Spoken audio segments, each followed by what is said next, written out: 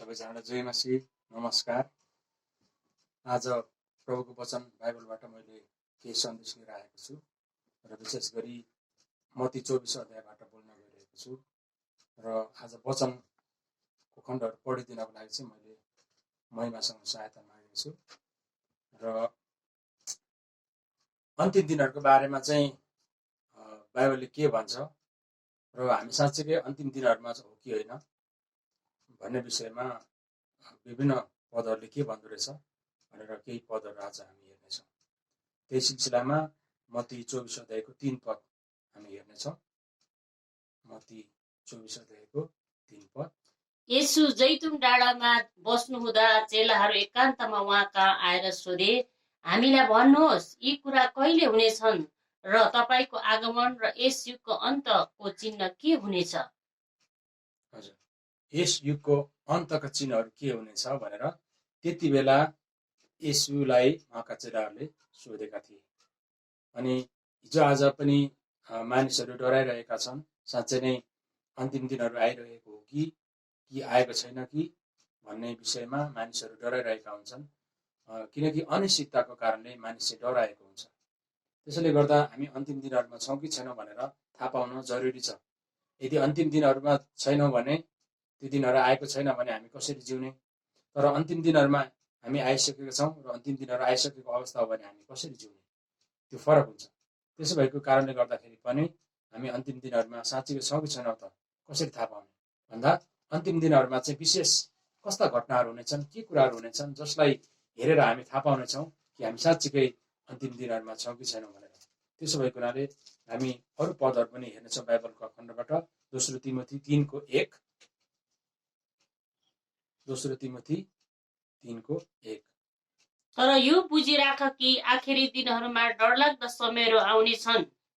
हजुर, आखिरी समयहरूमा चाहिँ डरलाग्दो समयहरू आउनेछन् भनेर एउटा चिन्ह देखाउनु भयो ती चेलाहरूलाई। अनि आज तपाईँले मेरो लागि पनि त्यो भनिएको हो कि अहिले त्यसो भए डरलाग्दो समयहरू छ कि छैन? यदि अहिले डरलाग्दो समयहरू हो भने अन्तिम समय आएको रहेछ भनेर हामीले बुझ्नुपर्छ। जस्तो कोरोना भाइरस कोभिड-19कै कुरा गर्ने हो भने अहिले विश्वभरमा 2 लाखभन्दा बढी मानिसहरूले ज्यान गुमाइसकेका छन्। अनि अन्य लाखौँ मानिसहरू चाहिँ यो रोगबाट सङ्क्रमित भएर उपचारको क्रममा छन् भने कतिले उपचार पाएका छैनन् होला। भने अहिले दुनियाँ चाहिँ लकडाउनको अवस्थामा बसेको छ यो कोरोना भाइरसको सङ्क्रमणबाट बच्नको निम्ति। त्यसो भएको हुनाले यो कुरा चाहिँ डरलाग्दो कुरा हो, किनकि मान्छेलाई चाहिँ जिन्दगी चाहिँ प्यारो हुन्छ र जिन्दगी बित्न लाग्यो भने त्यो चाहिँ डरलाग्दो हुन्छ। त्यसो भएको हुनाले त्यो नहोस् भनेर नै लकडाउन गरिएको अवस्था हो, एकले अर्कालाई सपोर्ट गर्नलाई, आफू बाँच्नलाई, अरूलाई बचाउनको लागि। अब मत्ती 24:7 पढ्नेछौँ। त्यहाँ चाहिँ ठुलो स्केलमा युद्धहरू हुने विषयमा भनिएको छ। मत्ती 24:7 किनभने जातिका विरुद्धमा जाति र राज्यको विरुद्धमा राज्य उठ्नेछन् र ठाउँ ठाउँमा अनिकाल र भूकम्प हुनेछन्। हजुर, जातिको विरुद्धमा जाति, राज्यको विरुद्धमा राज्य अनि ठुल्ठुला भूकम्पहरू हुनेछन्। यी कुराहरू पुरा भइरहेको छ कि छैन? अहिले हिजो आज तपाईँले मूल्याङ्कन गर्न सक्नुहुन्छ। विभिन्न समाचार पत्र पत्रिका पढ्नुभएको, रेडियो टिभीबाट हेर्नु सुन्नुभएको र सामाजिक सञ्जालहरूबाट थाहा पाउनुभएकै छ कि अहिले चाहिँ विभिन्न संसारका शक्तिशाली राष्ट्रहरूको बिचमा चाहिँ कति ठाउँ चाहिँ गोला बारुदको युद्ध भएका छ भने त्योभन्दा बढी चाहिँ उनीहरूको आर्थिक द्वन्द्व अनि उनीहरूको राजनीतिक द्वन्द्व र शीत युद्धहरू भएका छन्। तपाईँ देख्नुहुन्छ, नामै लिने हो भने भर्खरै पनि अमेरिका र उत्तर कोरियाको बिचमा विभिन्न किसिमका कुराहरू आएका थियो। लडाइँ हुने सम्भावनासम्म देखिएको थियो। भने त्यसरी नै हाम्रो देशको उत्तरी देश चीन र अमेरिका बिचमा चाहिँ आर्थिक विषयमा र उनीहरूको विभिन्न आन्तरिक विषयमा चाहिँ कलहहरू भएको थियो, मनमुटावहरू भएका थिए। अनि त्यो चाहिँ डरलाग्दो कुराहरू हो। त्यो चाहिँ एकदम ठुल्ठुलो जनसङ्ख्या भएको देशहरूको बिचमा ठुल्ठुलो लडाइँ हुने सम्भावना भएकोहरू, जसले गर्दाखेरि ती दुई देश बिचमा लडाइँ भएमा अन्य थुप्रै देशका मानिसहरू चाहिँ हताहत हुने, मारिने सम्भावना हुन्छ। यसरी नै अनिकालको विषयमा पनि सुन्न पाइन्छ र जातिको विरुद्धमा जाति पनि यो चाहिँ तपाईँको गोरा र कालोको बिचमा यो रङ के भन्छ रङ्गको बिचमा होइन पनि विभेद भएर ठुल्ठुलो समस्याहरू भएका थिए भने अहिले पनि विभिन्न जातिहरूको बिचमा पनि यस्तो समस्याहरू भइरहेको हुन्छ। अनि ठुल्ठुलो भूकम्पको विषयमा पनि अहिले हामीले पढेका छौँ। म फेरि पद दोहोऱ्याउन चाहन्न, तर लुका 21 मा पनि पाइन्छ त्यो अहिले हामी पढ्दैनौँ। तर लुका 21:11 चाहिँ एउटा पढ्नेछौँ। त्यो चाहिँ विशेष गरी डरलाग्दो रोगहरूको विषयमा पढ्नेछौँ। लुका 21:11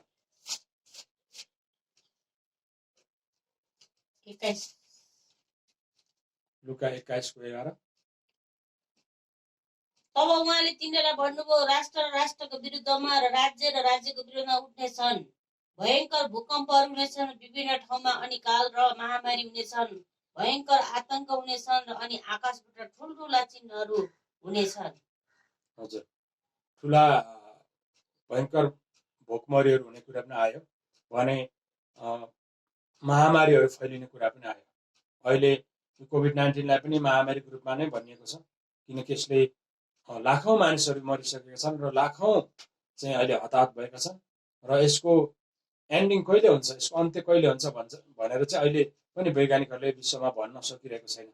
एउटा अड्कल मात्रै हो। हामी सबैको प्रयासले यसबाट हामी स्वतन्त्र हुन सक्छौँ भन्ने एउटा आशाले आत्मबलले अगाडि बढिरहेको अवस्था छ। तर यसबाट स्वतन्त्र हुने कहिले हो भनेर कसैले डेट दिन सकेको छैन।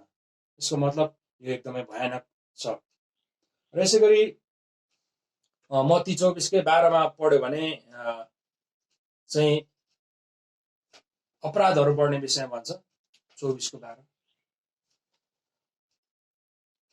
मत्ती 24:12 पनि पढ्नेछ। तर उनले जवाब दिएर भने, साँच्चै म तिमीलाई भन्दछु, म तिमीलाई चिन्दिन। 24:25 गल्ती भएको छ। हामी फेरि मत्ती 24:12 पढ्नेछौँ।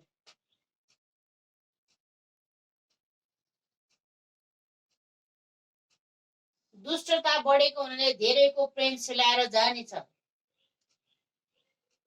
ओके, दुष्टता बढेको हुनाले धेरैको प्रेम सेलाएर जानेछ।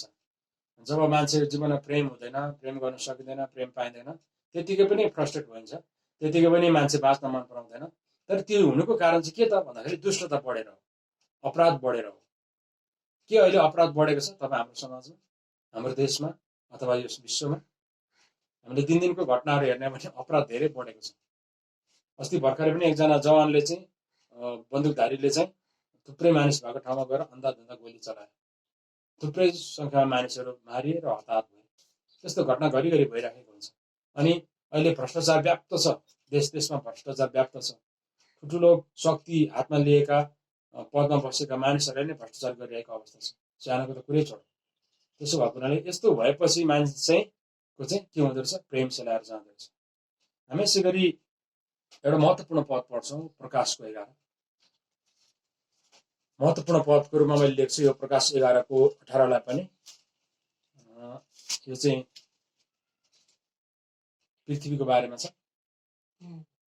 जाति जाति कुर भए र तपाईको क्रोध प्रकट भयो, मरेकाहरूका इन्साफको समय आयो र तपाईका दास र अगमवक्ताहरू र सन्तहरूलाई तपाईको नामको डर मान्ने ठुला सानालाई इनाम दिने समय र पृथ्वीको विनाश गर्नेलाई नाश गर्ने समय आयो। हजुर, हरेक मानिसलाई चाहिँ उसको काम अनुसार फल प्राप्त हुन्छ भनिन्छ। अनि यहाँ चाहिँ भने अनुसार असल गर्नेहरूलाई चाहिँ इनाम दिने समय आएको छ भने विशेष गरी चाहिँ पृथ्वीलाई नाश गर्नेहरूलाई चाहिँ अब नाश गर्ने बेला भएको छ। अर्थात् अहिले पृथ्वीमा हेर्ने हो भने वायुमण्डलमा त्यत्तिकै प्रदूषित वायुमण्डल भएको छ। यो चाहिँ विभिन्न कल कारखानाबाट निस्केका ग्यासहरूको कारणले यो मानिसले गरेको हो। अनि आकाशमा उड्ने पक्षीहरूलाई गाह्रो भएको छ भने जमिनमा हलचल गर्ने सास फेर्ने जीव जन्तु र मानिसलाई पनि बाँच्न गाह्रो भएको छ। भनेपछि यसरी नै जमिनको कुरा गर्ने भने जङ्गल फाडेर चाहिँ पहिरो जाने अनि त्यसपछि बाढीले जमिन लाने, यसो गर्दाखेरि चाहिँ घरबारहरू डुबाउने र बगाउनेले गर्दा मानिसहरू बसि नसक्नु अवस्थामा रहेका छन्, अनियन्त्रित भएको छ। यसै गरी समुद्रको कुरा गर्ने भने त्यहाँ बस्ने जीव जन्तुहरू पनि बस्न नसक्ने भइसकेका छन्, ठुलो मात्रामा मरिरहेको छ। किनकि मानिसले चाहिँ उत्पादन गरेको विभिन्न किसिमका फोहोर जन्ने कुराहरू अनि मानिसले जस्तो उद्योग धन्दाबाट निस्केका अनेक किसिमका विषालु ग्यासहरू अनि तरलहरू जसले गर्दाखेरि चाहिँ त्यहाँ पानी चाहिँ प्रदूषित भएर बसि नसक्नु भएको छ। त्यसो भएको हुनाले यो सबै गर्ने को त भन्दा मानिस। ती मानिसहरूलाई चाहिँ आफूले पृथ्वीमा बसेर पृथ्वीको रक्षा नगर्ने, पृथ्वीलाई विनाश गर्ने, आफ्नो स्वार्थको लागि मात्रै जिउने गर्नाले चाहिँ यो पृथ्वी चाहिँ बसि नसक्ने अवस्थामा पुगेको छ, पृथ्वीलाई नाश गरिरहेको छ। यस्ताहरूलाई चाहिँ विनाश गर्ने समय आएको छ भन्छ। अनि यो चाहिँ कति डरलाग्दो छ। हामी यसमा सहभागी भएको छौँ कि छैनौँ, हामीले पनि पहिचान गर्न आवश्यक छ। त्यसै गरी हामी अर्को पद पढ्नेछौँ, दोस्रो तिमोथी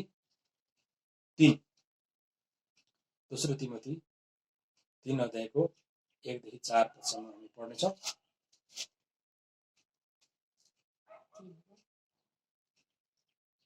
दोस्रो तिमोथी 3 को 1 देखि 4 सम्म। तर यो बुझिराख कि आखिरी दिनहरूमा डरलाग्दो समयहरू आउनेछन्, किनभने मानिसहरू आफैलाई मात्र माया गर्ने, रुपियाँ पैसाको मोह गर्ने, घमण्डी, हट्ठी, अरूको बदनाम गर्ने, आमा बुवाको आज्ञा पालन नगर्ने, बैगुनी र अपवित्र, स्वाभाविक प्रेम रहितका, खुसी पार्न नसकिने, अरूका बदखुवाई गर्ने, दुराचारी, कुट र असल कुरालाई घृणा गर्ने। हेर्नु त कति धेरै कुराहरू यहाँ भनिएको छ। तपाईँलाई म अनुरोध गर्छु यो दोस्रो तिमोथी 3 को 1 देखि 4 सम्म यहाँले पनि अध्ययन गरिराख्नै भएको होला। अझै पनि यसलाई चाहिँ गहिरो रूपमा अध्ययन गर्नुभयो भने अहिलेको संसारको वातावरण तपाईँले थाहा पाउन सक्नुहुन्छ। अहिले हामीले कतिचोटि अभिभावकहरू बिचमा तालिमहरू लिएर जान्छौँ यो विद्यार्थीहरूको अभिभावकको बिचमा, अनि उहाँहरू चाहिँ कतिजना रुनु भएको छ कि मेरो छोरी चाहिँ स्कुलबाट आउँछ, त्यसपछि कोठामा बस्छ, अनि के गर्छ थाहा हुँदैन हामीलाई। खाना खानु बोलायो आउँदैन, खाजा खानु बोलायो आउँदैन, अलिक साह्रो बोलायो भने झर्किन्छ। अनि छोरा पनि स्कुलबाट आउँछ, अनि स्कुलबाट फोन आउँछ तपाईँको छोरा डिसिप्लिनमा बसेन, होमवर्क गरेन भन्छ। अनि हामीले होमवर्क चाहिँ गऱ्यो भने होमवर्क छैन भन्छ, फेरि स्कुलमा गयो, वास्तवमा होमवर्क चाहिँ हुँदो रहेछ, होमवर्क नगरेको हुँदो रहेछ, अनि डायरीमा नलेख्दो रहेछ।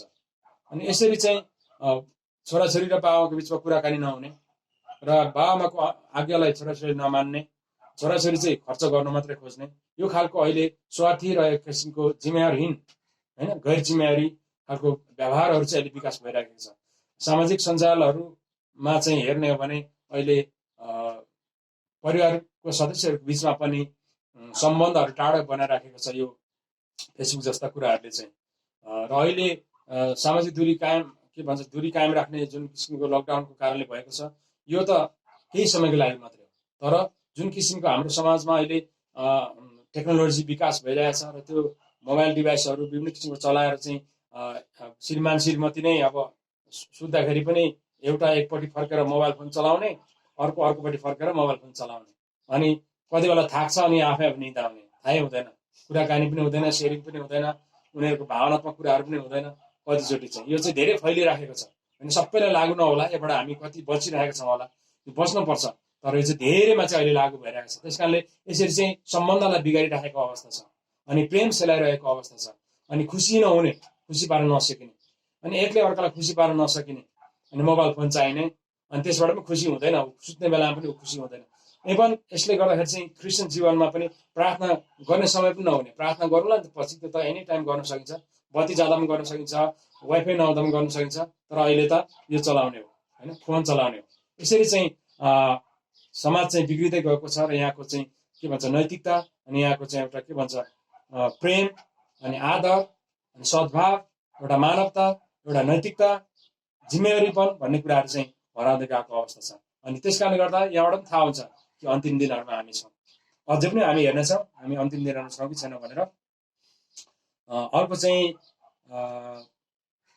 मत्ती 24:12 हेर्नेछौँ। फेरि मत्ती 24:12 अघि नै हामीले पढेको छौँ खासमा है, मत्ती 24:12। धेरै झुटा अगमवक्ताहरू खडा हुनेछन् र धेरैलाई बहकाउनेछन्, दुष्टता बढेको हुनाले धेरैको प्रेम सेलाएर जानेछन्। यहाँ महत्त्वपूर्ण कुरा एउटा चाहिँ मैले भन्न खोजेको चाहिँ दुष्टता बढेको कारणले धेरैको प्रेम सेलाएर जानेछ।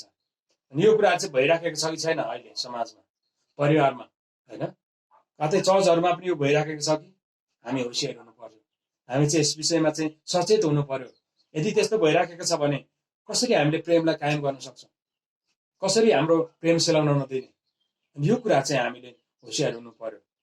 त्यसैले यो कुरा चाहिँ बडो नै महत्त्वपूर्ण छ। अनि यसै गरी दोस्रो तिमोथी फेरि पढ्नेछौँ, दोस्रो तिमोथी 3:5। दोस्रो तिमोथी 3:5। भक्तिको भेष चाहिँ लिने तर त्यसको शक्तिलाई इन्कार गर्ने हुनेछन्, यस्ता मानिसहरूबाट अलग बस।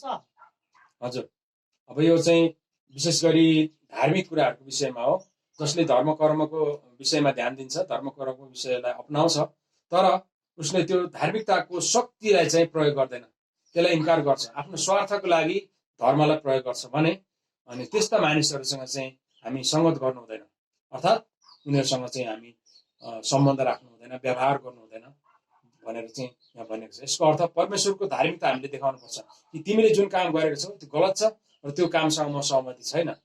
यो गर्ने चाहिँ तपाईँ र ममा हिम्मत पनि चाहिन्छ र त्यो गर्नुको कारण चाहिँ हाम्रो एउटा उद्देश्य छ कि परमेश्वरको पवित्रता र परमेश्वरको सत्यतामा हामी कायम बस्नु। यदि हामीले त्यसरी बस्न सकेनौँ भने उनीहरूसँग हामी सम्झौता गर्न पुग्छौँ र हामी पनि उनीहरूको दोषमा हामी पनि सहभागी हुनेछौँ। त्यसो भएको हुनाले त्यस्तो कुराबाट हामी होसियार हुनु पर्यो। त्यसै गरी अब चाहिँ हामी मत्ती 24 पढ्नेछ। फेरि मत्ती 24 अब केही 2-3वटा पद पढ्नेछौँ र सक्नेछौँ। मत्ती 24:14। अनि राज्यको यो सुसमाचार सारा संसारमा सबै जातिहरूका लागि गवाहीको निम्ति प्रचार गरिनेछ, त्यसपछि अन्त आउनेछ। हजुर, हामी अन्तिम घडीहरूमा बसिरहेका छौँ, अहिले अन्तिम समयमा जिरहेका छौँ, तर त्यो अन्तिम समयको सुरुवात त भयो, त्यही पनि अन्तिमको पनि एउटा अन्तिम समय हुन्छ होइन। जस्तै आजको दिनको अन्तिम आधी आयो है, आधी गयो है भन्न सकिन्छ। त्यो आधी आउने एउटा टाइम हुन्छ नि त, जस्तो 1 सेकेन्डमा आधी आयो, 1 सेकेन्डमा गइसक्दैन। त्यो आयो कति बेरसम्म आउँछ र त्यसको अन्तिम कति बेला भएर जान्छ अनि सक्यो। त्यस्तै नै अन्तिमको समय सुरु भइसकेको छ, अहिले हामी अन्तिम समयहरूमा छौँ, तर यसको पनि एउटा टाइम छ। त्यो टाइम अवधि सकिसकेपछि, त्यो समय अवधि सकिसकेपछि यो अन्तिमको समय भन्ने हुँदैन, त्यसपछि हामी अर्कै फेजमा प्रवेश गर्नेछौँ। त्यसो भएको हुनाले अहिले अन्तिम समय त छ, तर अन्तिम समयहरूमा पनि एउटा अनुग्रह छ कि आज चाहिँ 2 खालको अवस्था छ। एउटा चाहिँ अन्तिम समयमा हामी जिउँदाखेरि हामी यहाँ अघि दोस्रो तिमोथी 3:1-4 भने जस्तै मानिसहरूमा हामी छौँ भने अहिले पश्चाताप गर्ने समय हो। परमेश्वरको अगाडि आएर घुँडा टेकेर यसो ख्रीष्ट नै प्रभु हुनुहुन्छ र उहाँद्वारा मात्रै परमेश्वर पिता कहाँ पुग्न सकिन्छ भनेर जसले स्वीकार गर्छ, पश्चाताप गर्छ र आउँछ, उसको चाहिँ पाप क्षमा हुनेछ र ऊ चाहिँ परमेश्वरसँग फेरि पुनर्मिलाप हुनेछ।